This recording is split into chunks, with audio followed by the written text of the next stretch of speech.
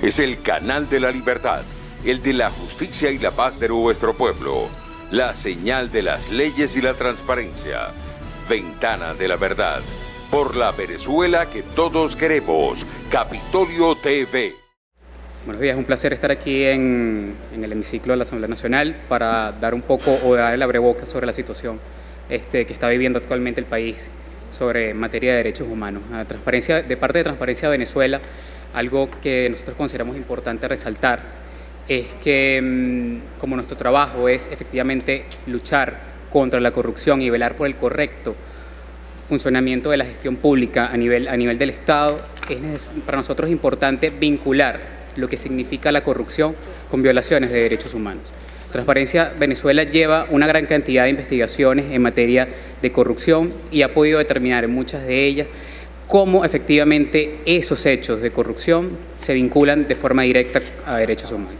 Es como ver efectivamente cuando el presupuesto público que está destinado para llevar alimentos a una población no llega ese alimento a la población, y ahí estamos entonces hablando de violaciones de derechos humanos en ese sentido. Lo mismo ocurre igual con violaciones de derechos humanos en materia de seguridad, en materia de alimentación, en materia de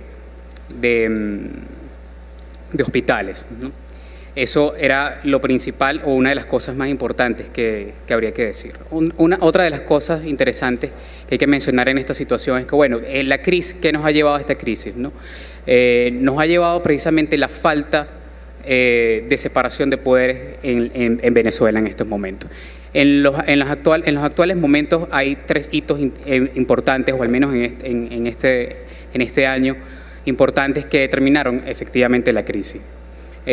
Uno de ellos, o tal vez el más importante, las sentencias del Tribunal Supremo de Justicia, que efectivamente terminaron por arrebatar las competencias al Parlamento Nacional.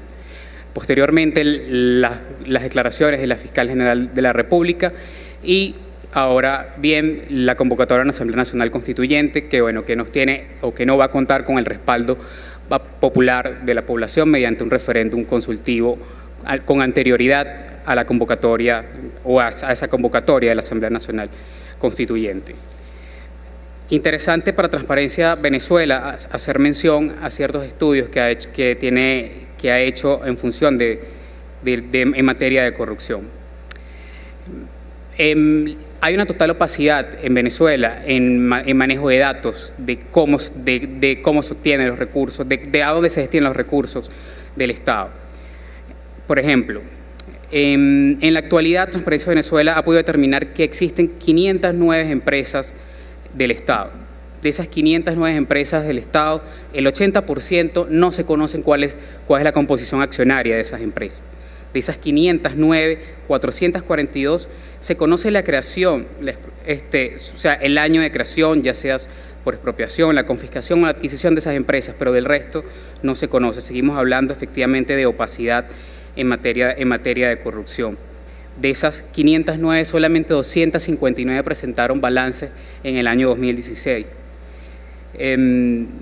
Y casi todas han registrado pérdidas en una totalidad de 1.9 billones de bolívares.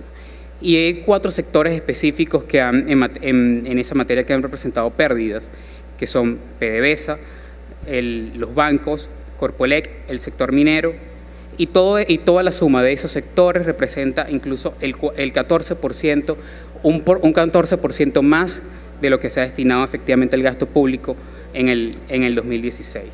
¿No? Interesante hablar sobre la situación en Venezuela, bueno, porque ya llevamos 2 meses de protestas ciudadanas, donde ya el presidente de la Asamblea Nacional comentaba que llegábamos a 67 personas fallecidas, tenemos una gran cantidad de personas detenidas. Hay una gran cantidad de exigencias en esta situación. Se está utilizando la justicia militar para procesar a personas civiles, a ciudadanos civiles, cuando eso está efectivamente prohibido, ¿no?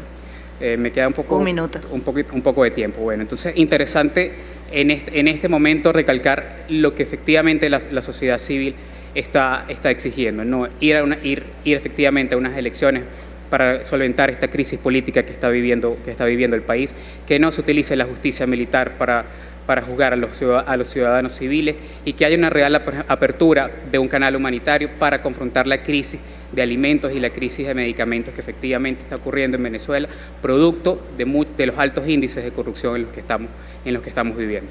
Es el canal de la libertad, el de la justicia y la paz de nuestro pueblo, la señal de las leyes y la transparencia, Ventana de la Verdad, por la Venezuela que todos queremos, Capitolio TV.